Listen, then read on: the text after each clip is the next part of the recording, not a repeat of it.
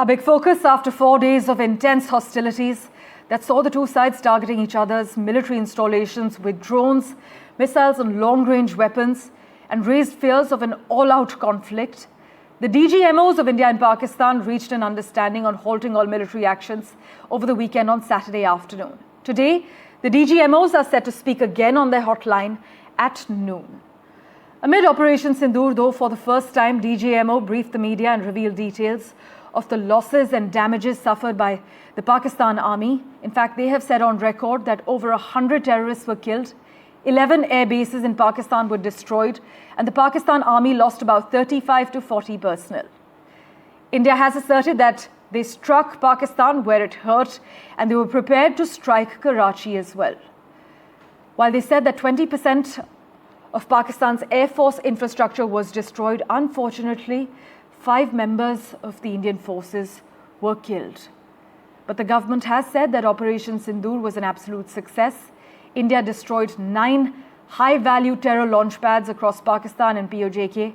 India struck targets even in Pakistan's Punjab province, considered a strategic stronghold of Pakistan's military, as my colleagues Shiv Arur, Nazir Masoodi and Vishnu Shom have been reporting extensively. And as they have said, India struck at sensitive terror hubs such as Bahawalpur, places which even the United States had not dared to send its drones. With this, for the first time, India decisively rejected the distinction between terrorists and their sponsors, taking action against both. Listen in to the reactions we've lined up for you. In the evening of 7th of May, we were saturated with a raid of Pakistani unmanned aerial vehicles and small drones. The difference here was that we had targeted the terrorists. The adversary now has targeted our civilians and the military infrastructure. So it had to be responded to. So in a quick and calibrated response, that very night, we struck their radar installations at Lahore and close to Gujranwala, the LYT installation, to indicate to him that we are ready, yet we do not want to escalate. Our fight was with the terrorists and not with the Pakistani military establishment.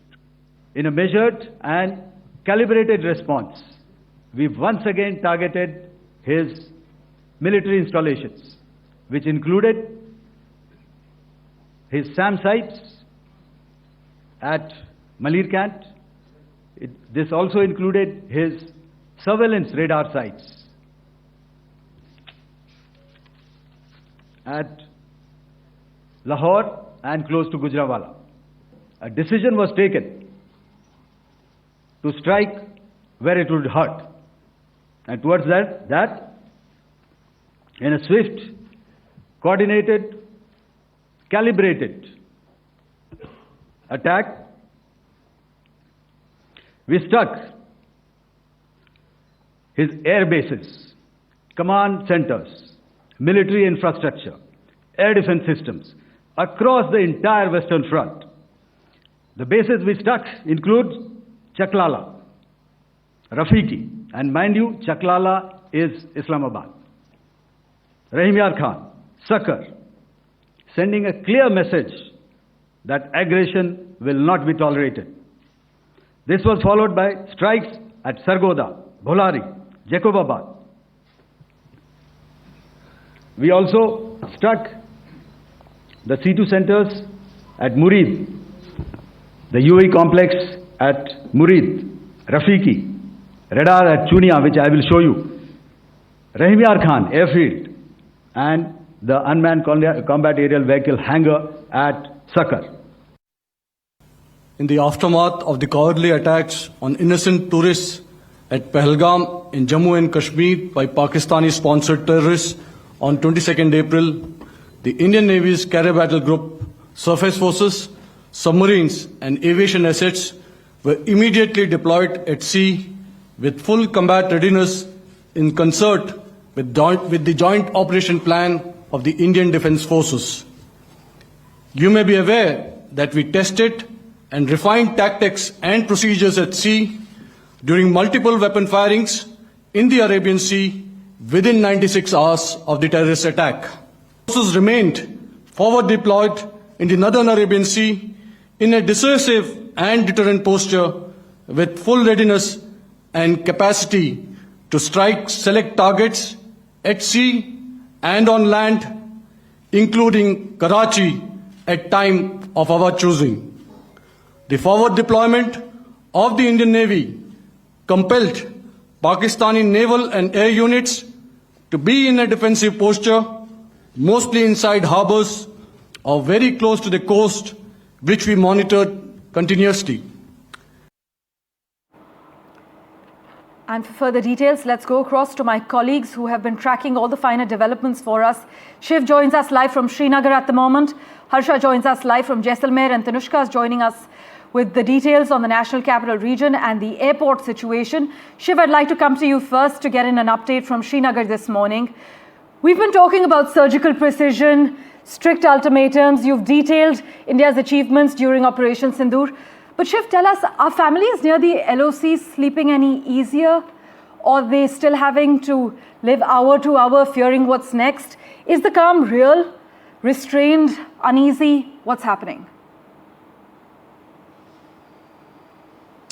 Good morning, Parmeshwar. That's a great question to begin with because, I don't think those families ever really have complete calm or peace. Living so close to the line of control, the complete unreliability of a country like Pakistan, terror launch pads in POK, they never really have any, extended sense of calm. There's always some kind of turbulence. I hear that in the last 2 years, in places like Uri and the forward areas of Kupwara, there have been sort of partial evacuations on a number of occasions whenever there have been ceasefire violations.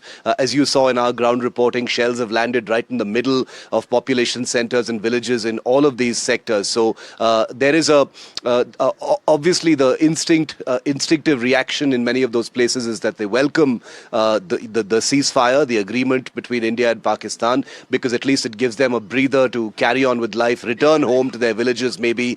Many of them have been bundled into buses and taken to Baramulla and the depth areas away from the line of fire. But hopefully just a little bit of that, normalcy will return. But I think the big focus of today, Parmeshwar, like you rightly pointed out at the beginning, is going to be on that conversation over the hotline between the two Director Generals of Military Operations, Major General Kashif Abdullah of Pakistan and Lieutenant General Rajiv Ghai of India.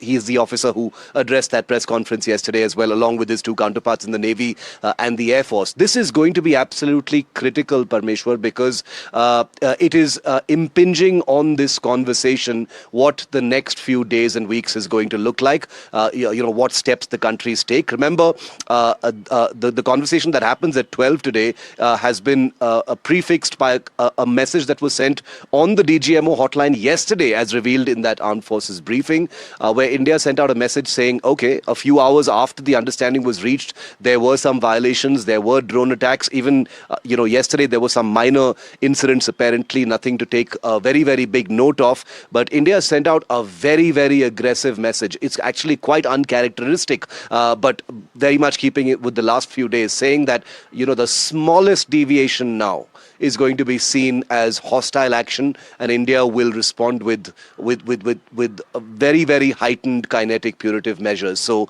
today's conversation is what we're going to be looking at very, very closely. It will be the blueprint of what happens next. As always, thank you so much for joining us with that live update from Srinagar this morning. As my colleague Shiv Arur is asserting, all eyes will be on those top military level talks that are expected to take place on the hotline at noon today. And that conversation will determine what the next few days will look like. Meanwhile, there's restrained optimism in border areas. A sense of calm prevails in Punjab, Jammu and Kashmir and Rajasthan, following the mutual understanding between India and Pakistan to cease all military action across land, air and sea. Authorities in border districts have urged residents to resume normal life and remain calm. But Harsha is currently joining us from Rajasthan. We're given to understand there's a precautionary blackout in Jaisalmer, but let's just get in an update from what this morning looks like in Jaisalmer. Harsha, take our viewers through what we need to know. Well, yes, the border districts are on a heightened sense of alertness, but life has sort of returned to normal. In fact, in the day, you can see people going about their daily business, but in the evenings, they have been asked to return indoors. This is at about 7:30 in the evening when the blackout begins. So that's quite early, really, in the evening for the western districts, but that's how it is, and that's how it's going to probably remain for the next few days until the situation actually eases as far as the border districts are concerned. But having said that, there has been no activity actually reported, apart from a little bit of drone movement that some people reported from Barmer. The collector also tweeted about it. Then she also went on her Twitter handle to say that, don't give in to social media speculation. No drones have been shot over Barmer. Similarly, in Jaisalmer also the siren went off for a few minutes in the early hours of the morning, but again no activity reported, no sounds of explosions heard. So we are assuming that it's much calmer, in fact much calmer than what it was say even a night before. People are going about their business as usual, but of course the blackouts will remain in place. Border area, the restrictions will definitely be there for local people movement, at least for the next 36 to 48 hours is what we've been told by the police and the BSF personnel. And the state government also remains on a heightened sense of alert. Extra police forces have been deployed in these border districts, and all these precautionary measures, I can now call them, will remain in place till further orders.